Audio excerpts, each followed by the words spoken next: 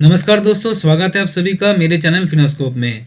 तो आज हम लोग बात करने वाले हैं प्रधानमंत्री श्रमयोगी मनधन योजना के ऊपर।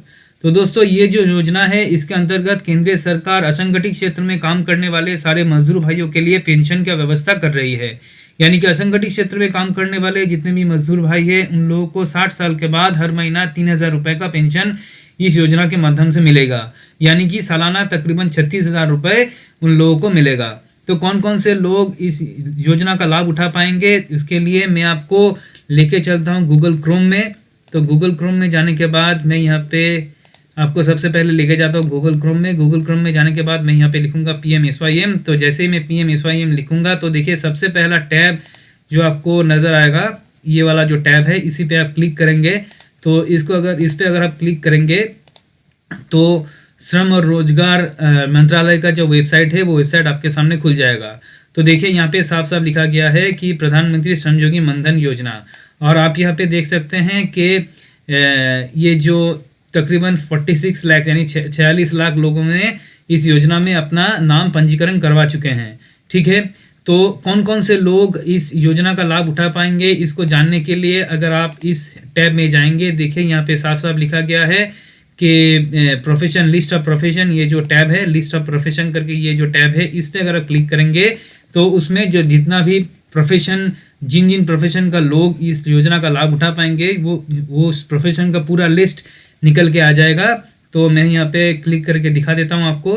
तो देखिए जैसे मैं यहाँ पे क्लिक करूँगा तो पूरा का पूरा जो जैसे मैं बता रहा था कि पूरा एक लिस्ट निकल के आ जाएगा। तो देखिए जैसे कि एग्जाम्पल के तौर पे आप देख सकते हैं कि अगरबत्ती मेकिंग, एग्रीकल्चर मशीनरी हैंडलिंग, ऐसे करके 127 टोटल प्रोफेशन यहाँ पे दिया गया है। 127 प्रोफेशन का लिस्ट यहाँ पे दिया गया है। देखिए मैं लास्ट तक आपको दिखा देता हूँ। तो देखिए जो लास्ट नंबर है यहाँ पे तो 127, यानी कि टोटल 127 प्रोफेशन का लिस्ट यहाँ पे दिया गया है। तो इस लिस्ट से आप देख सकते हैं कि आपका प्रोफेशन इस लिस्ट में आता है कि नहीं, ये आप चेक कर पाएंगे। तो चलिए दोस्तों, हम देख लेते हैं इस योजना का एलिजिबिलिटी क्राइटेरिया यानी पात्रता मापदंड क्या क्या है। तो देखिए सबसे पहले आपको आपका जो एज है वो 18 से 40 वर्ष के बीच होना चाहिए, यानी 18 to 40 ईयर्स के बीच आपका एज होना चाहिए। और आपका जो मंथली इनकम है वो 15,000 रुपये, मैक्सिमम 15,000 रुपये होना चाहिए। यानी 15,000 रुपये से ऊपर का अगर आप मंथली इनकम आपका है तो आप इस योजना का लाभ नहीं उठा पाएंगे। उसके बाद देखिए 3 नंबर पॉइंट जो है, तो 3 नंबर पॉइंट है कि आप किसी भी दूसरे EPFO या फिर ESIC का मेंबर आप नहीं होना चाहिए। यानी कि आपका नाम किसी भी दूसरे EPFO यानी कि एम्प्लॉयज़ प्रोविडेंट फंड या फिर एम्प्लॉय स्टेट इंश्योरेंस कॉर्पोरेशन या फिर NPS यानी कि दूसरा कोई पेंशन स्कीम में आपका नाम पंजीकरण नहीं होना चाहिए। उसके बाद देखिए आप एक इनकम टैक्स पेयर नहीं होना चाहिए। यानी कि आपका इनकम अगर ऐसा है कि आपको टैक्स देना पड़ता है, आप एक इंडिविजुअल टैक्स पेयर है, तो भी आप इस योजना का लाभ नहीं उठा पाएंगे।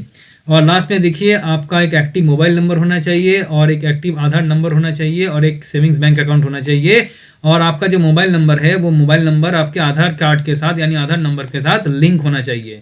तो चलिए दोस्तों, आप देख लेते हैं इस योजना का बेनिफिट्स यानी क्या क्या लाभ मिलेगा आपको इस योजना के थ्रू। तो देखिए सबसे पहले जैसे मैं बता रहा था कि इस योजना के थ्रू आपको हर महीना 3,000 रुपये का पेंशन मिलेगा। जब आपका उम्र 60 साल के ऊपर हो जाएगा तब आपको हर महीना 3,000 रुपये पेंशन मिलना चालू हो जाएगा। यानी कि सालाना आपको 36,000 रुपये एज पेंशन मिलेगा।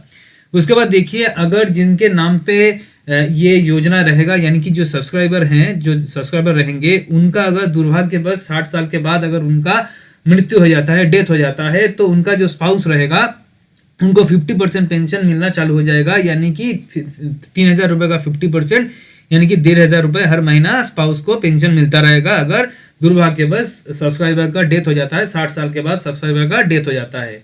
उसके बाद देखिए अगर 60 साल से पहले ही जो सब्सक्राइबर है उनका डेथ हो जाता है, सब्सक्राइबर यानी जिनके नाम पे ये योजना रहेगा, उनका अगर 60 साल से पहले ही दुर्भाग्यवश मृत्यु हो जाती है तो उनका जो स्पाउस है वो अगर चाहे तो योजना को कंटिन्यू कर सकते हैं। हर महीना जो कंट्रीब्यूशन है वो योगदान करके वो इस योजना को कंटिन्यू कर सकते हैं, और अगर वो चाहें तो इस योजना से निकल भी सकते हैं।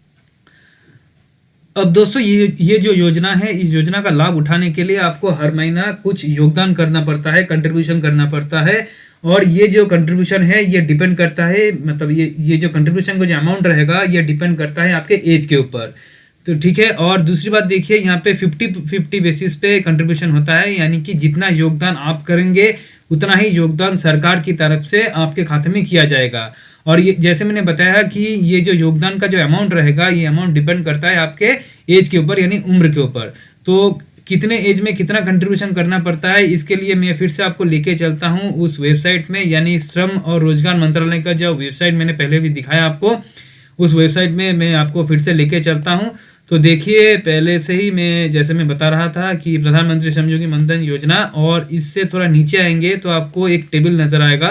तो देखिए, ये जो टेबल है यहाँ पे साफ साफ ये जो टेबल है यहाँ पे दिया गया है कि कितने एज में कितना कंट्रीब्यूशन करना पड़ेगा। तो समझ लीजिए, अगर आप 18 साल से 40 साल, जैसे मैंने बताया कि 18 से 40 साल के बीच आपका उम्र होना चाहिए, तो देखिए लास्ट जो टेबल का जो लास्ट एज दिया गया है वो 40 साल है, यानी 40 साल से ज़्यादा अगर उम्र हो गया तो आप इस योजना का लाभ नहीं उठा पाएंगे। तो 18 से 40 साल के बीच जो जितना कंट्रीब्यूशन करना पड़ेगा उसका टोटल एक टेबल यहाँ पे दिया गया है। जैसे कि एग्जांपल के तौर पे अगर हम पहला टेबल है अगर वो ले, तो देखिए अगर आप 18 साल आपका एज है तो आपको जो कंट्रीब्यूशन करना पड़ेगा हर महीना वो है 55 रुपये, और सरकार की तरफ से भी 55 रुपये का कंट्रीब्यूशन रहेगा।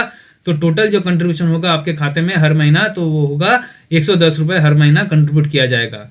अगर आपका एज उसी तरह से समझ लीजिए 25 साल की उम्र में आप इस योजना का लाभ लेना शुरू करते हैं, तो उस सिचुएशन में आपका जो एनुअल कंट्रीब्यूशन रहेगा, मंथली कंट्रीब्यूशन, हर महीना कंट्रीब्यूशन जो आपको करना पड़ेगा वो है 80 रुपये। सरकार की तरफ से भी 80 रुपये का कंट्रीब्यूशन किया जाएगा।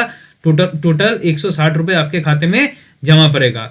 इसे ऐसे करते करते टोटल 60 साल तक आपका ये कंट्रीब्यूशन चलेगा। और 60 साल जैसे ही आपका उम्र हो जाएगा, 60 साल जैसे ही आपका उम्र हो जाएगा तो आपको पेंशन मिलना चालू हो जाएगा। 3000 रुपये का पेंशन मिलना आपको हर महीना, 3000 रुपये का पेंशन मिलना आपको चालू हो जाएगा। तो ये जो टोटल जो टेबल है, तो आप इस टेबल को देख सकते हैं, और टेबल को चेक करके आपको पता चल जाएगा आपके उम्र के हिसाब से, एज के हिसाब से कितना कंट्रीब्यूशन आपको हर महीना करना पड़ेगा।